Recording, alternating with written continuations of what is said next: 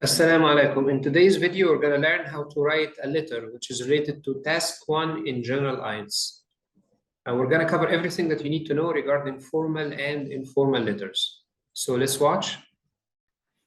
Okay, so these are some instructions how to write task 1, the letter. Let's watch together. Here is an example. Let's take some time to read it. You can read it first.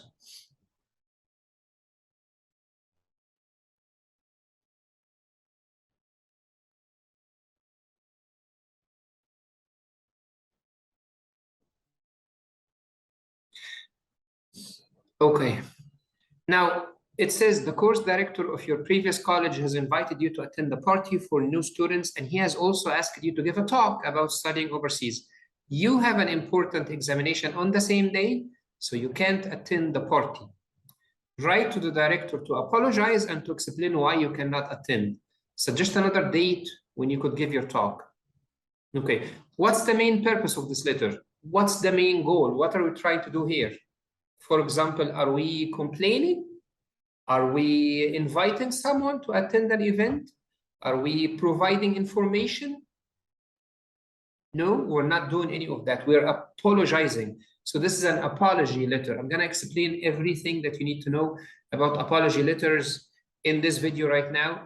But just for now, you need to know that this is an apology letter. We're apologizing for not being able to attend a certain event.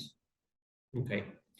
What's the tone of the letter? Is it formal or informal? If you don't know how to decide, it's basically decided on who you're writing to and the occasion that you're writing about. So in this situation, you're writing to the course director of your college. It has to be a formal letter. He's not one of your friends or family members, so it has to be a formal letter. What are the main objectives of the letter? We know that the purpose is apology, but the objectives under the purpose. So you're apologizing and you're trying to do what? You're explaining why you're apologizing. You're explaining why you will not be able to attend the event. In addition to that, and this is so important, you're going to suggest another date when you could give your talk. So it's apology, explanation, plus a suggestion. These are the main objectives. Let's take another example. Let's take some time to read it.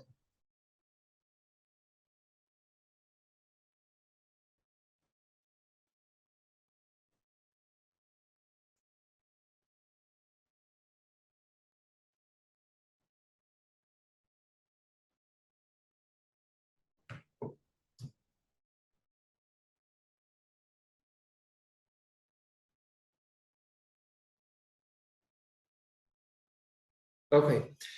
You have spent a weekend staying at the Lido Hotel in Adelaide. When you get home, you'll find that you've left a bag at the hotel. Write to the manager of the hotel and inquire whether the bag has been found and tell him or her how the bag can be sent to you. So what's the main purpose? Is it an apology? It's not. It's an inquiry.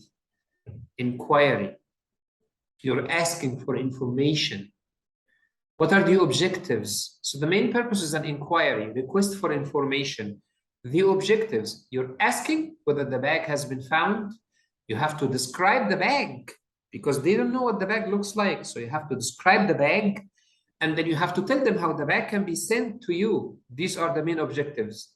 Is it going to be formal or informal? Of course, you're writing to someone that you don't know and you're inquiring about the bag. So it has to be a formal letter. Sample 3. Take some time to read it.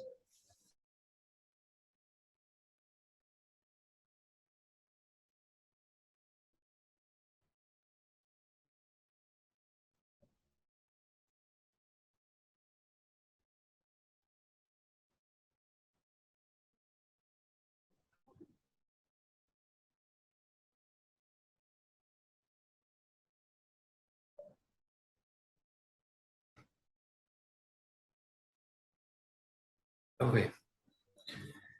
You and some friends had dinner in a restaurant a few nights ago. The service at the restaurant was terrible and the food was bad. You and the two friends had severe stomach aches the following day. The food was also overpriced.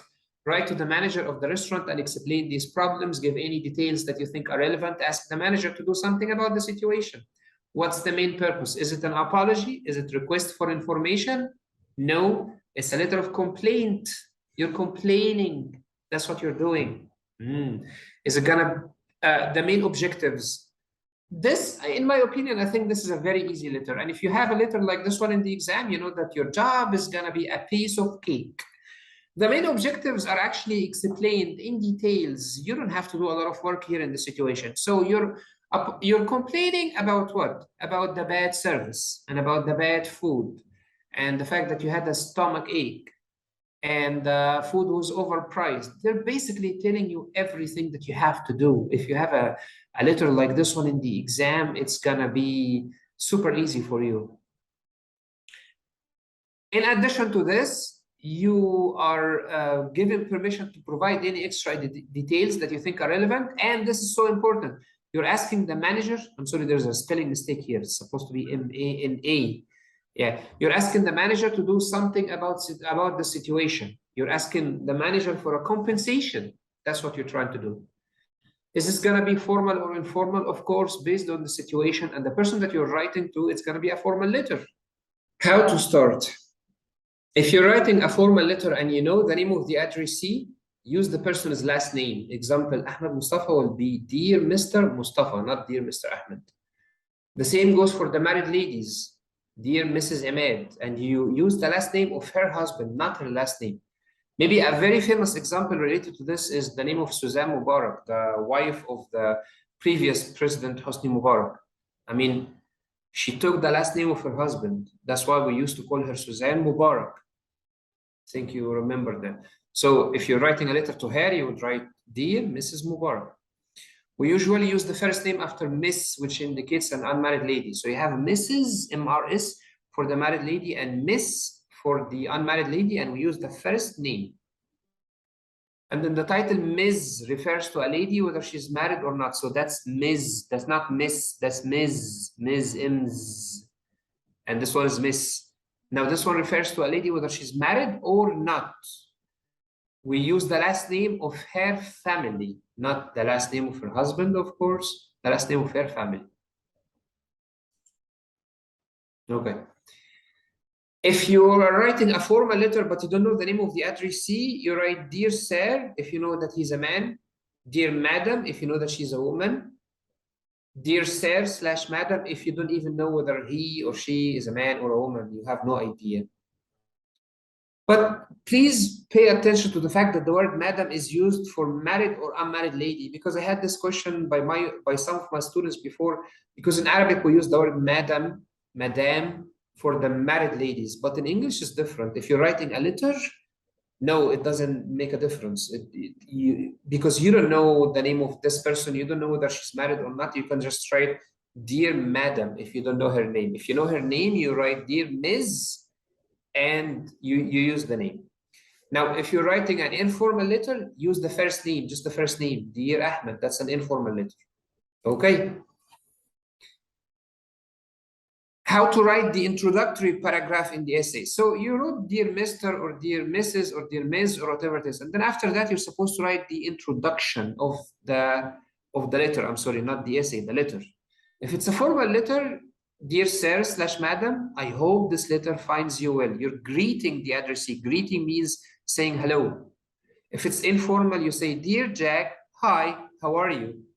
Dear Annie, I hope everything is fine. Like that. Hi, how are you? I hope everything's fine. Anything like that. So the first step is to greet the addressee. Second step, tell the addressee who you are.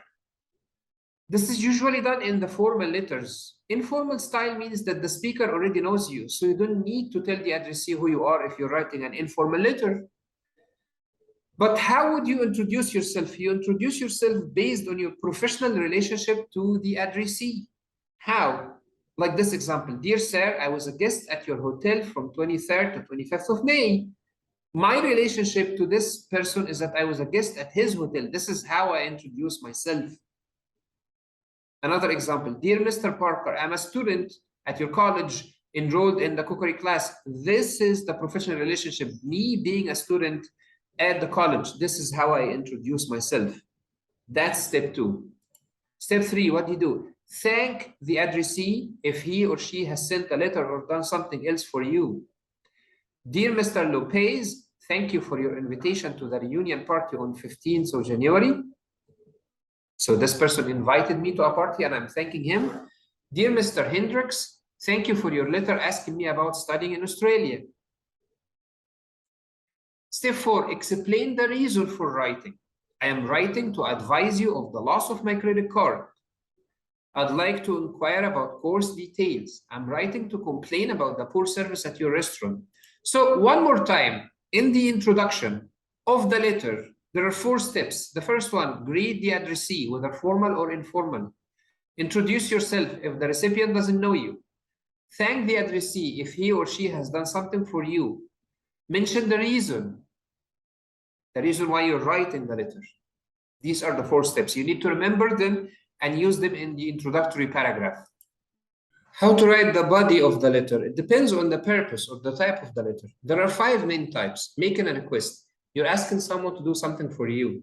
Giving an apology. You're apologizing because you will not be able to do something for another person. Making a complaint. Giving information. Somebody's asking you some questions and you're responding to these questions. Making suggestions. Giving ideas. Okay. Based on that, you decide how you're going to write the body of the letter, the body paragraphs. If you're making a request, how do you organize your letter? You write an introductory paragraph and then you explain the situation and the details of your request. And then a closing paragraph. Look at this example. You've spent a weekend staying at the Lilo Hotel in Adelaide. When you get home, you find that you've left a bag at the hotel. Write to the manager of the hotel and inquire whether the bag has been found and tell him or her how the bag can be sent to you. So you write an introductory paragraph first, in which you follow the 4 steps that we explained before. And then after that, you explain the details of the situation. You're gonna describe the bag in details, use your creativity, describe the outside of the bag.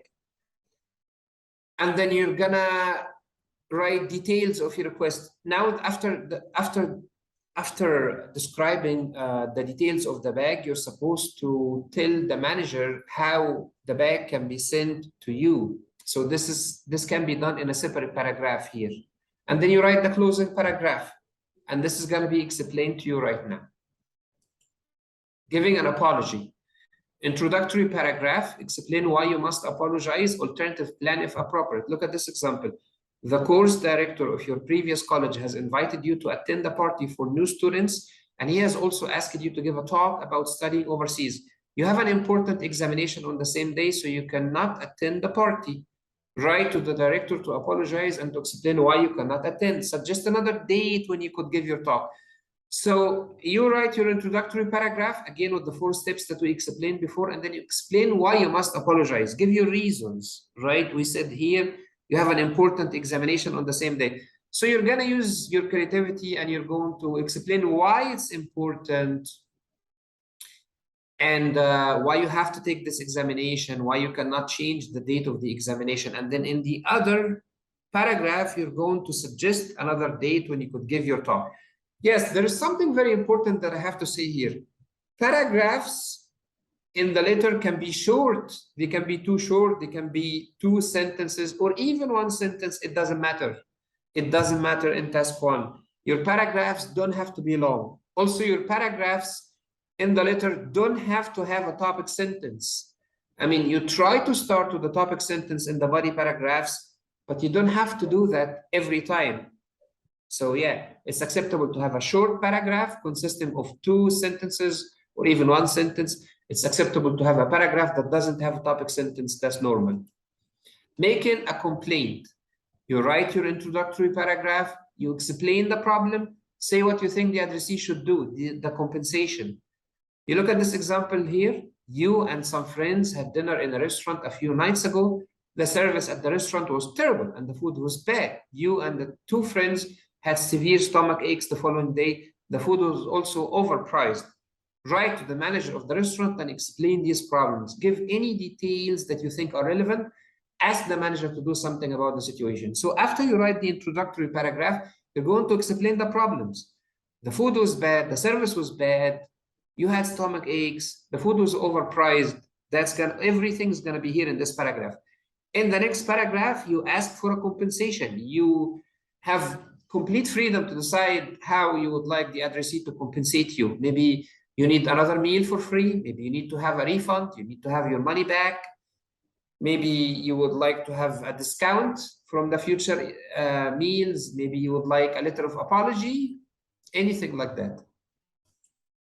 Giving information, introductory paragraph, information, offer more information, and then a closing paragraph.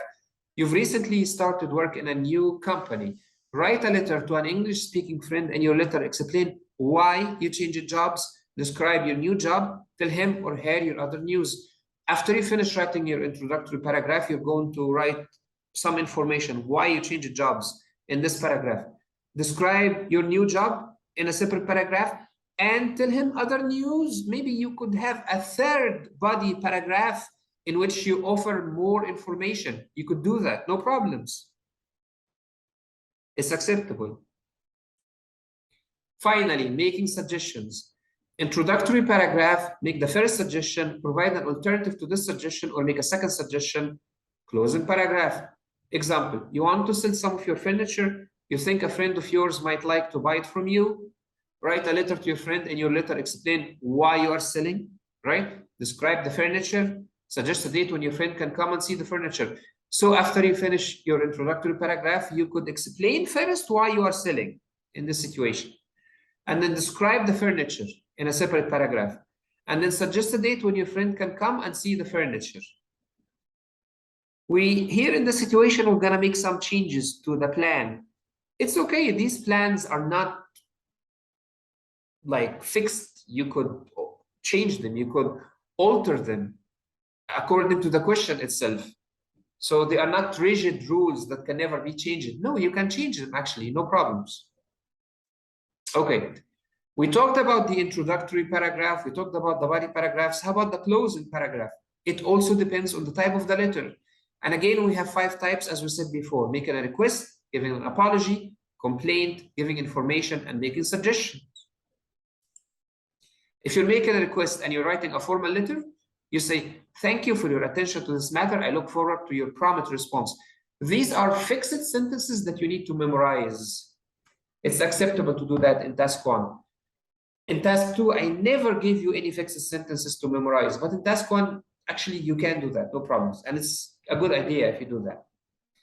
If you're writing an informal letter, you say, thanks for your help. Please write. So you can see the difference between thank you, which is formal, and thanks, which is informal. If you're giving an apology, once again, I'm sorry for any inconvenience caused. Please accept my apologies. Informal, I hope I didn't cause you too much trouble. Sorry again. You can see the difference in the style. You have to memorize these phrases. If you would like to pause the screen and write them down, you can do that. Also, you can look at the book. I wrote the number of the pages that include this lesson in the book. Everything is in the book.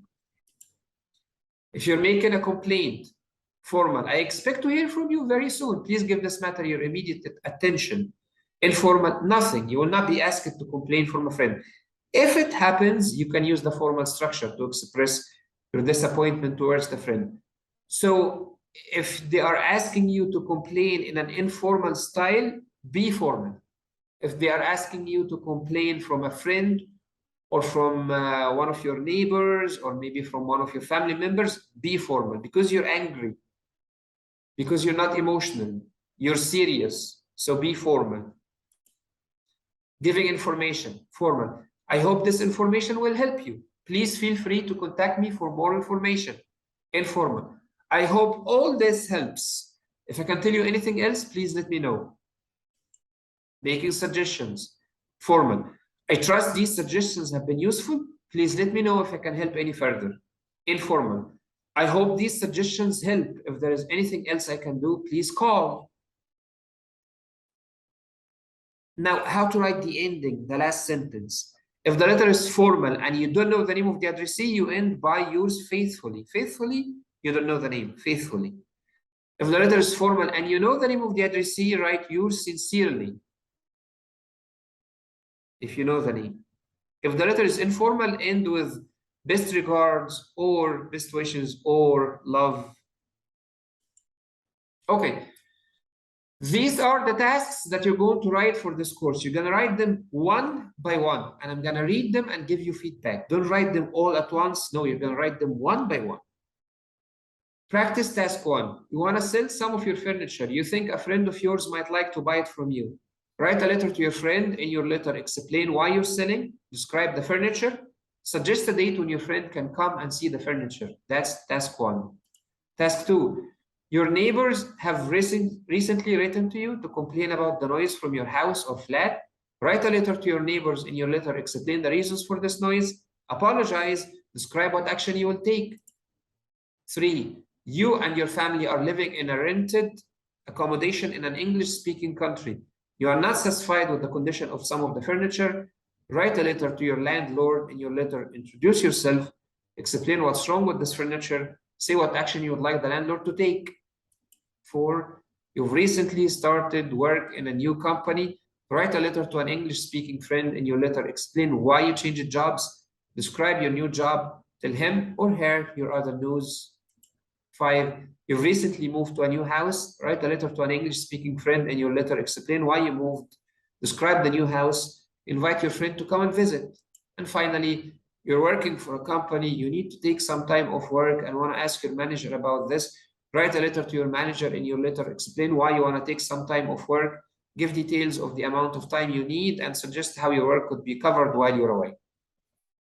I hope this video was useful. I'm going to be waiting for you to send your letters in order for me to start giving you feedback. Thank you so much for your time, and have a nice day. This is the end of all the videos in the General IELTS Writing course. I hope it was a useful course. If you have any recommendations, any advice, please let me know. Thank you so much. Assalamu alaikum.